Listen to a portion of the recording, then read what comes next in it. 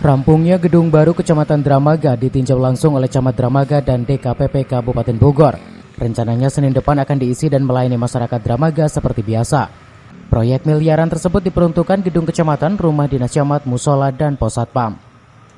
Inilah bangunan gedung baru Kecamatan Dramaga Kabupaten Bogor yang telah rampung pengerjaannya tertanggal 7 Desember 2022. Gedung berlantai 2 terlihat megah akan dipergunakan untuk pelayanan bagi masyarakat Dramaga. Fasilitas gedung berlantai 2 tersebut para pegawai Kecamatan Dramaga tidak ada lagi yang bekerja santai. Pasalnya lantai 1 ruang pelayanan dan 6 ruangan diisi para kasih, sedangkan lantai 2 terdapat aula dan ruangan camat dan sekcam.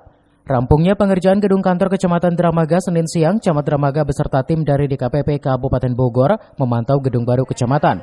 Proyek miliaran dari anggaran PMK Bogor diperuntukkan pembangunan gedung kecamatan berlantai 2, rumah dinas dan musola serta pos satpam.